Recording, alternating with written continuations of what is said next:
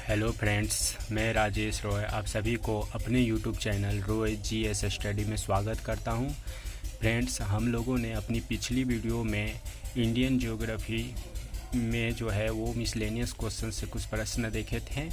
आज हम लोग उससे आगे चलते हैं।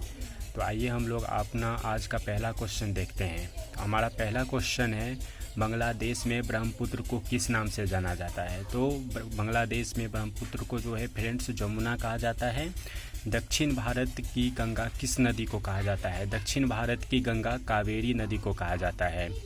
प्रायद्वीपीय भारत, जो कि दक्षिण भारत को ही प्रायद्वीपीय भारत कहते हैं, कि सबसे लंबी नदी गोदावरी तथा दूसरी सबसे लंबी नदी जो है फ्रेंड्स वो कृष्णा नदी है।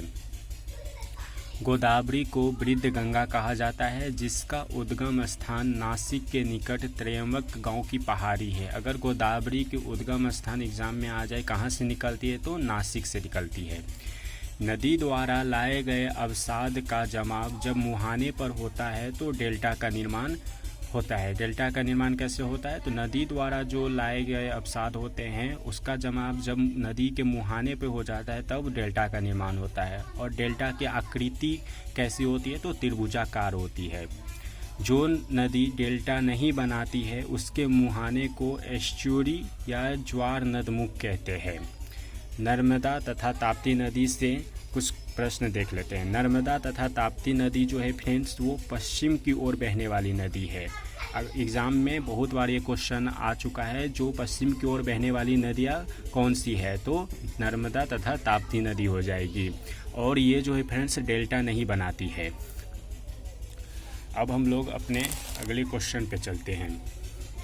हमारा अगला क्वेश्चन है फ्रेंड्स, नदी के द्वारा की जाने वाली काट छांट की क्रिया को क्या कहा जाता है। तो नदी के द्वारा की जाने वाली काट छांट की क्रिया को अपरदन कहा जाता है तथा जमा करने की क्रिया निक्षेपण कहलाता है। गुजरात की जीवन रेखा किस नदी को कहते हैं। गुजरात की जीवन रेखा नर्मदा नदी को कहते हैं। असम का शोक जो है फ्रेंड्स वो ब्रह्मपुत्र नदी हो जाती है। बिहार का शोक कोसी नदी और बंगाल का शोक दामोदर नदी को कहते हैं, ना कि हुगली नदी को। बहुत सारे फ्रेंड्स जो होते हैं वो कंफ्यूज होते हैं और एग्ज़ाम में हुगली नदी मार के आ जाते हैं। इंदिरा गांधी नहर या राजस्थान नहर, जो कि राजस्थान में इसलिए इनको राजस्थान नहर भी कहा जाता है, जो कि भारत की सबसे लंबी नहर है। इंदिरा गांधी नहर और राजस्थान नहर जो है फ्रेंड्स वो किस नदी से जल प्राप्त करती हैं, तो सतलज तथा ब्यास नदी से जल प्राप्त करते हैं। और किस बैरेज से निकलते हैं, तो हैरिके बैरेज से निकलती है। काली मिट्टी को जो है फ्रेंड्स वो रेगूर मिट्टी भी कहा जाता है। तो रेगूर मिट्टी जो होते हैं वो कपास की खेती के लिए बहुत ही उपयुक्त होते हैं और इसका विस्तार जो है सबसे अधिक महाराष्ट्र में है। तो हमारा वीडियो फ्रेंड्स यहीं तक लास्ट करते हैं। आशा करते हैं कि आप लोगों को वीडियो अच्छा लगा होगा। Thank you, bye.